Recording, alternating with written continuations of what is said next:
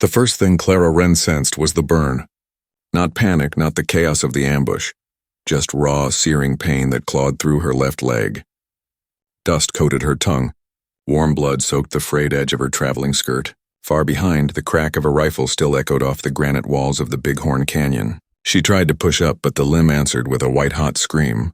The stage road had vanished beneath scrub and scree.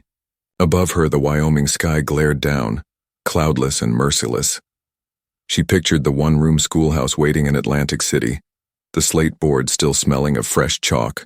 Then the world tilted. A thin whimper escaped her cracked lips, lost among the junipers.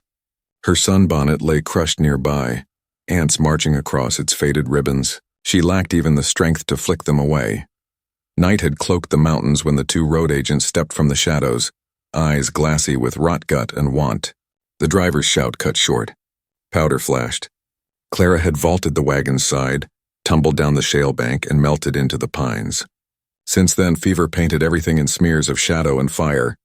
Morning now pressed its boot on her chest. Sweat and blood gleamed on her skin. She probed the gash on her thigh, swollen, purple-lipped, pulsing like a second heart. "Lord," she rasped, "let someone come." A horse nickered. Hoofbeats. A rider emerged between the trunks, broad hat, rifle across the pommel, shoulders square against the glare. For an instant she thought the killers had circled back. Her fingers scrabbled for a stone, too weak to raise it. He knelt. "Easy, ma'am. That leg's in a bad way." His voice rolled low, steady as distant thunder. The scent of horse, leather, and faint bourbon clung to him. Clara's pulse hammered. "Who are you?" "Name's Jonah Hale. Hold still, dawn's burning." And trouble rides fast behind it.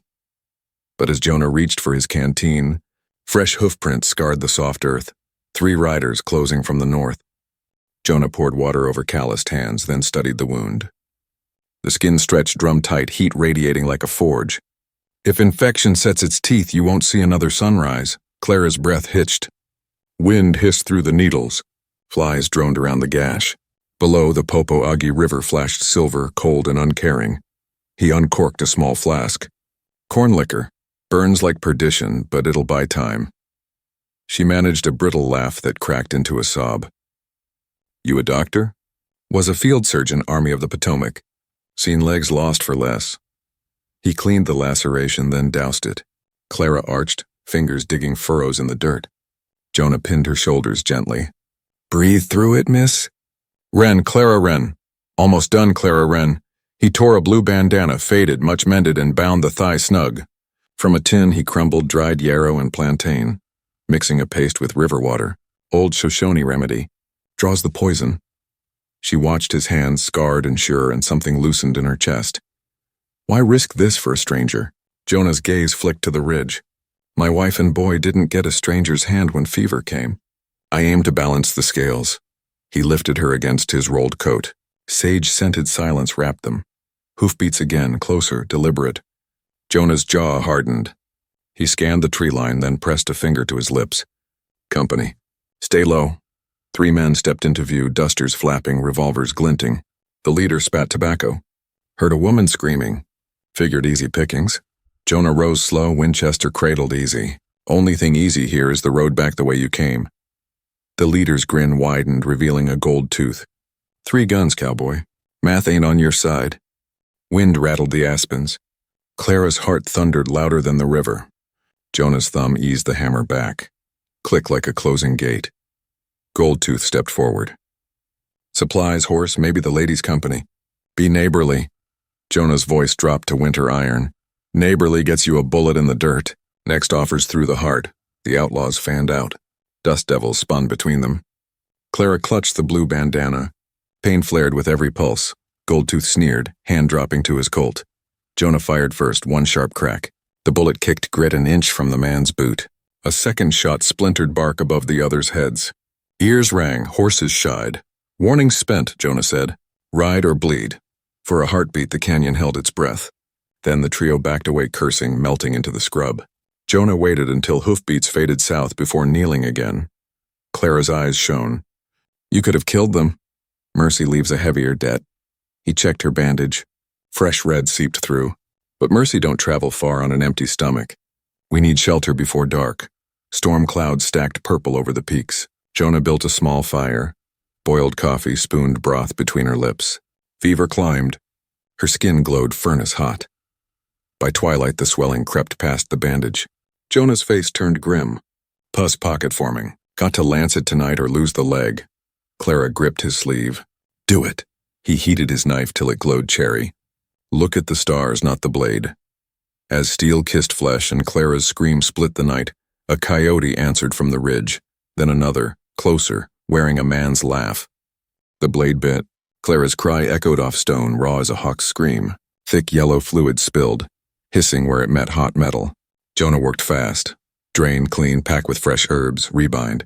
Sweat carved channels through the dust on his brow. Minutes stretched like rawhide.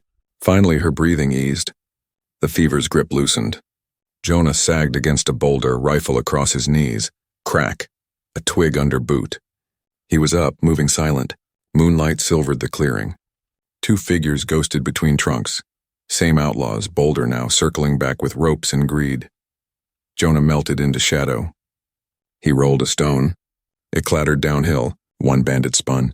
Jonah's rifle spoke twice, crack, crack. Bullets chipped rock, showering sparks. The men stumbled into the river shallows, boots slipping on slick algae. Before they recovered, Jonah was on them. The rifle butt cracked skull. An elbow drove breath from lungs. In heartbeats both lay trussed, mouths spitting sand and curses. Jonah dragged them to the fire's edge. Lander's deputy rides patrol at dawn. You'll keep till then? Goldtooth glared through a swollen eye. Horse and woman were worth it. Jonah's boot pressed the man's throat. Next word costs a tooth. Clara watched, half delirious, as Jonah returned. He rinsed blood from his hands, then lifted her gently onto his bedroll. Sleep. Storm's coming, but you're past the worst. Rain began, soft at first, then drumming the pines. Lightning stitched the sky.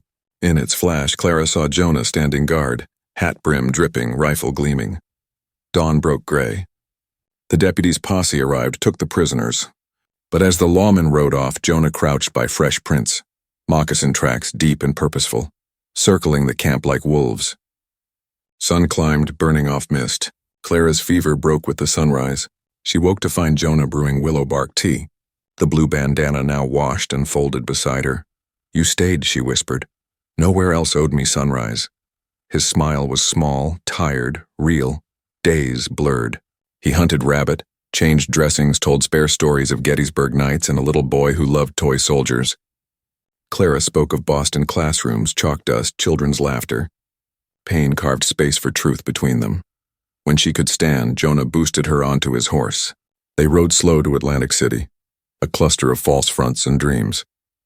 The schoolhouse leaned like a tired preacher, bell furred with rust. Jonah built a step, mended the door, carved a pencil box from cedar. Each dawn he lingered at the gate, pretending to tighten a hinge. Each afternoon he vanished before the first child arrived. Townsfolk whispered, the drifter and the schoolmarm, stitching each other's old wounds.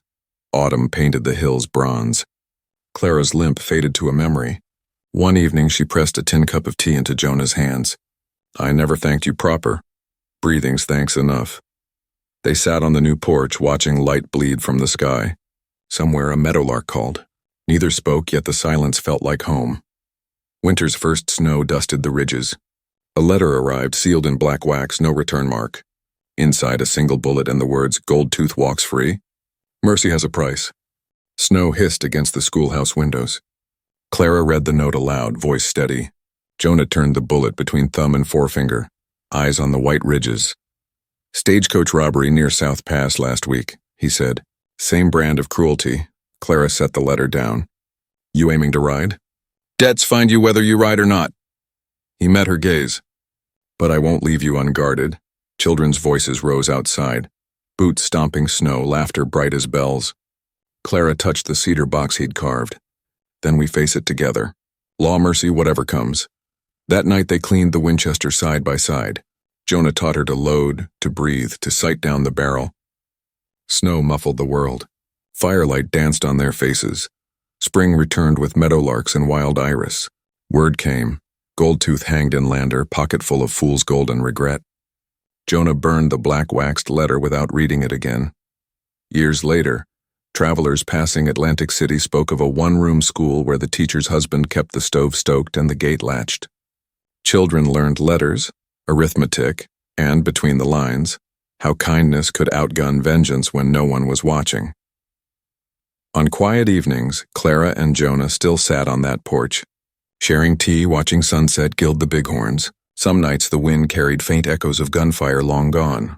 They listened, unafraid, hands touching. Out here, survival and love learn to share the same saddle. And if you ride these trails again, leave a lantern burning, because even the wildest hearts need somewhere to come home.